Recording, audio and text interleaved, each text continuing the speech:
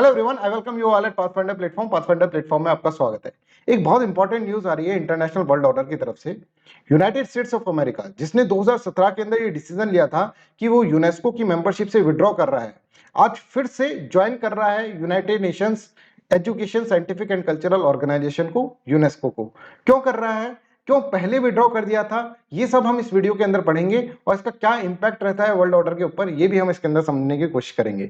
देखिए, अभी जो रीजन दिया जा रहा है वो ये दिया जा रहा है कि चाइना को काउंटर करने के लिए, क्योंकि यूनाइटेड स्टेट्स ऑफ अमेरिका ने जब विड्रॉ कर दिया था तो उसके बाद चाइना का इन्फ्लुएंस बहुत ज्यादा बढ़ गया था यूनेस्को के अंदर।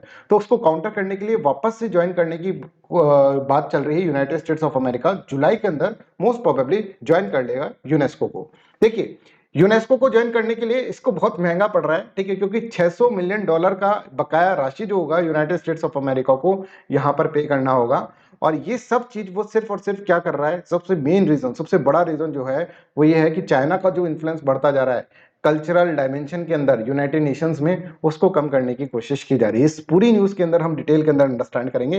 But before that I want to let you know that you are at Pathfinder platform. और पाथफाइंडर प्लेटफॉर्म आपके लिए एक बहुत अफोर्डेबल कॉम्बो सब्सक्रिप्शन ऑफर लेकर आया है, जिसके अंदर एनसीईआरटी की फाउंडेशन प्लस अग्निपथ बैच की सारी फैसिलिटीज आपको प्रोवाइड की जाएगी और सिर्फ 9,999 रुपीज के अंदर यहाँ पर प्रोवाइड की जाएगी।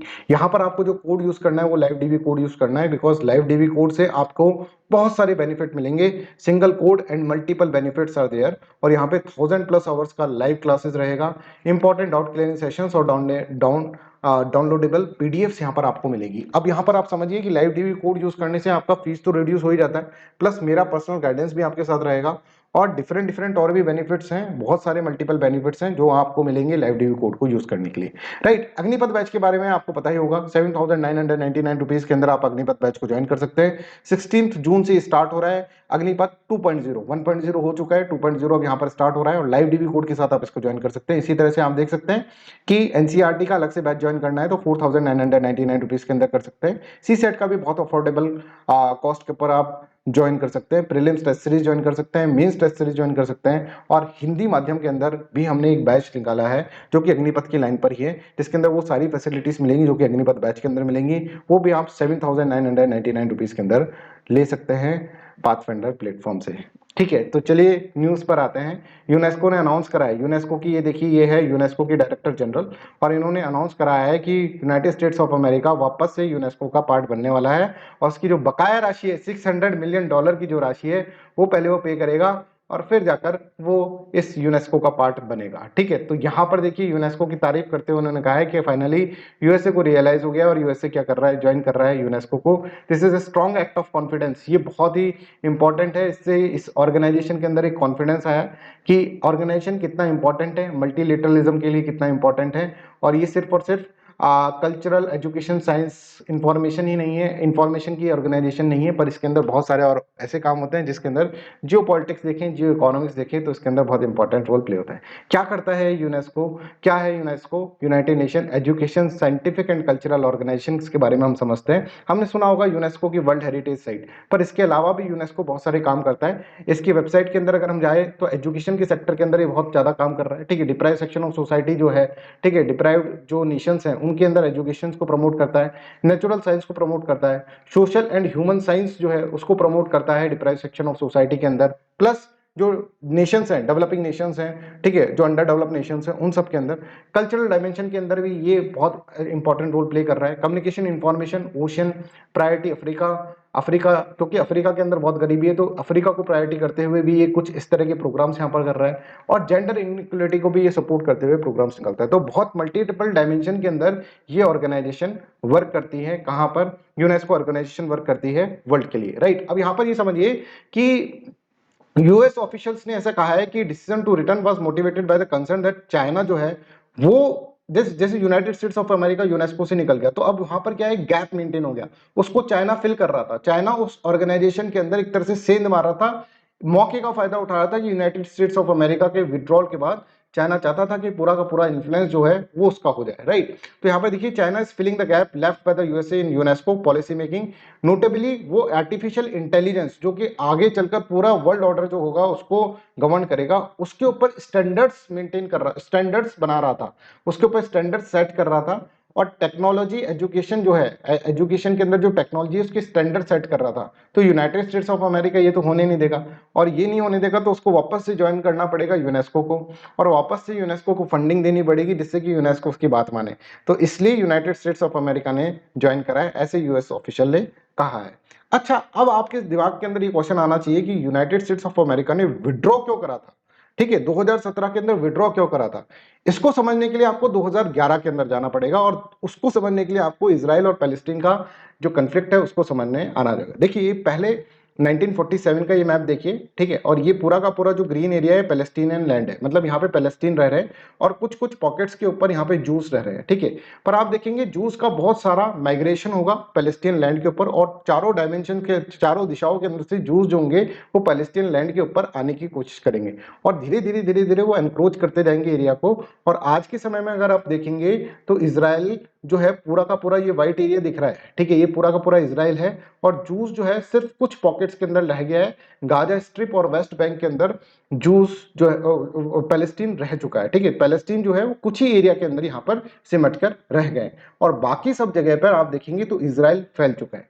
अब इजराइल जो है, इजराइल वर्सेस पैलेस्टीन, पैलेस्टीन जो होता है ये चलता रहता है, ठीक है, और इसके अंदर अमेरिका इजराइल को सपोर्ट करता है, बिकॉज इजराइल को सपोर्ट करते हुए अमेरिका पूरे वेस्ट एशिया के अंदर क्या करता है, अपना पॉलिटिक्स खेलता है, ठीक है। तो हमेशा जो यूएसए है वो इजराइल को सपोर्ट कर रहा है, और जब भी पैलेस्टीन के सपोर्ट में कोई कुछ बोलता है तो अमेरिका और इजराइल दोनों उससे नाराज हो जाते हैं।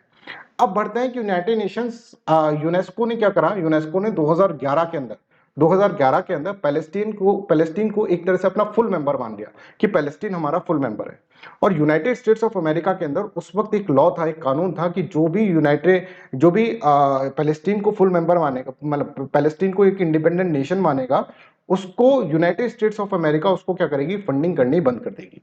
तो यहाँ पे देखिए इस लॉ के, this triggered US law which cut off American funding for any organization that recognize as independent Palestine. जो भी पैलेस्टीन को इंडिपेंडेंट मान रहा है उसको फंडिंग देने से यूनाइटेड स्टेट्स ऑफ अमेरिका मना कर दे रहा है। तो 2011 के अंदर यूएसए और इजराइल ये डिसाइड करेंगे, यूएसए और इजराइल ये डिसाइड करेंगे कि हमें यूनेस्को को फंडिंग नहीं देनी है, यूनेस्को को फंडिंग नहीं देनी है, इस तरह से ये डिसीजन मेकिंग यहां पर करेंगे।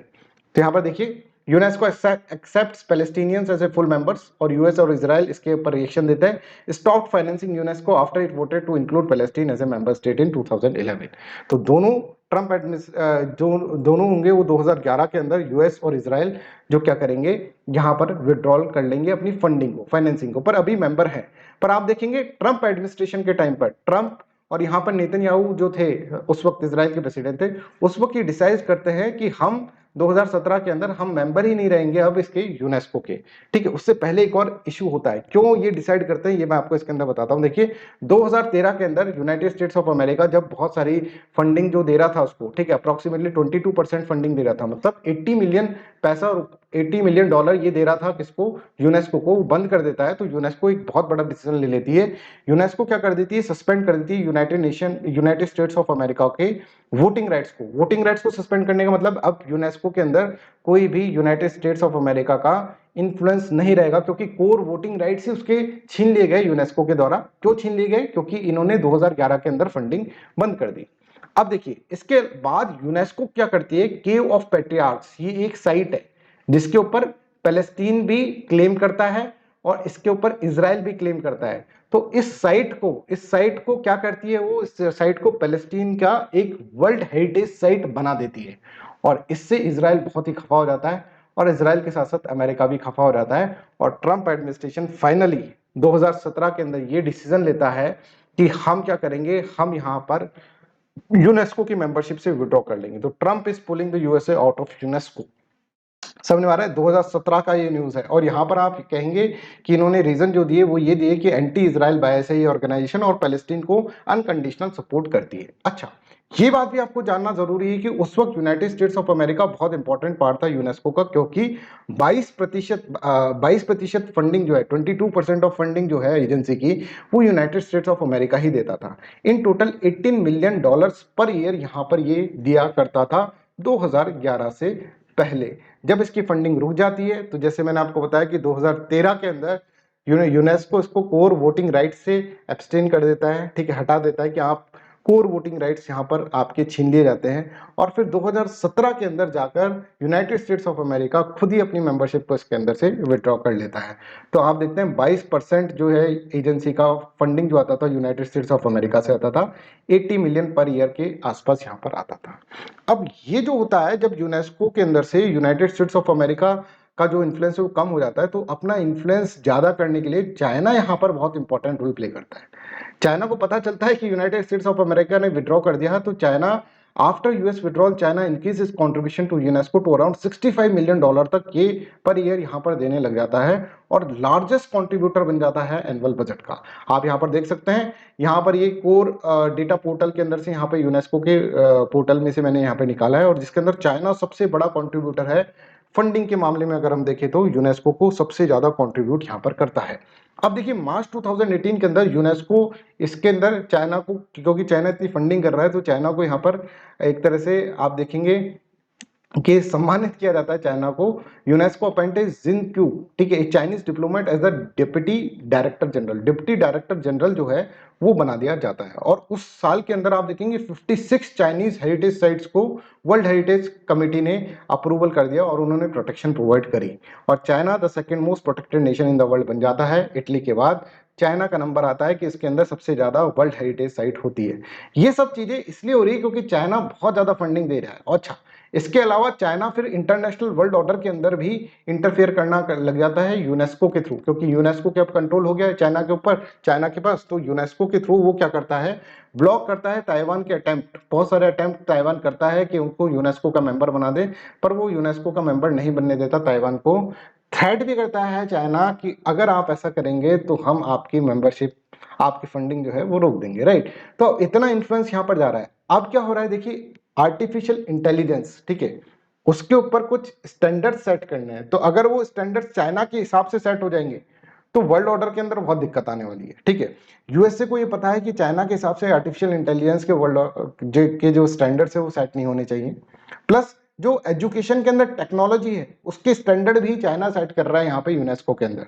तो यूनाइटेड स्टेट्स ऑफ अमेरिका ये नहीं चाहता, इसलिए वो चाहता है कि वो वापस से यूनेस्को का मेंबर बने और चाइना का जो इन्फ्लुएंस इतना ज्यादा बढ़ गया है यूनेस्को के अंदर उसको कम करे और अपनी थोड़ी दादागिरी और अपनी थोड़ी हेजेमनी जमाए यूनेस्को के ऊपर।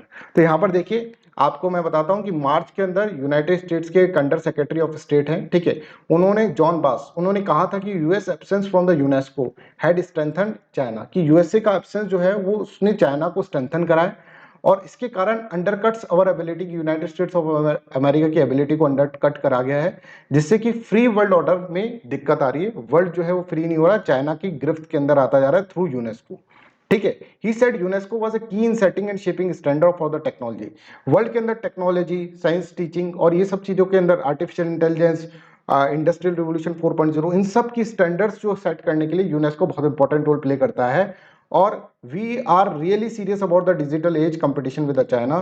तो हम इसके अंदर एब्सेंस जो है, इस ऑर्गेनाइजेशन के मेंबर नहीं है अभी हम, और इस एब्सेंस को ज्यादा दिन तक हम नहीं एक्सेप्ट कर सकते, इस तरह से इसके अंदर बोला गया था। और आज की डेट के अंदर आप देख रहे हैं कि वापस से एंट्री मार ली है यूनेस्को के अंदर यूनाइटेड स्टेट्स ऑफ अमेरिका ने। I hope this is clear to everyone कि किस तरह से यूनाइटेड स्टेट्स ऑफ अमेरिका ने पहले विड्रॉ करा था, वापस से एंट्री क्यों मार रहा है, रीजन आपको समझ में आ गया होगा।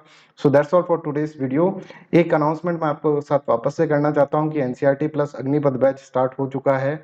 आप 9,999 रुपीज़ के अंदर इसको ज्वाइन कर सकते हैं। ज्वाइन करते वक्त लाइव डीवी कोड यूज़ करें जिसके मल्टीपल बेनिफिट्स हैं, मेरा पर्सनल गाइडेंस रहेगा, फीस रिड्यूस हो जाएगा, प्लस और भी बहुत सारे बेनिफिट्स हैं इसके अंदर। So that's all for today's video. Thank you so much, bye bye, take care and have a nice day.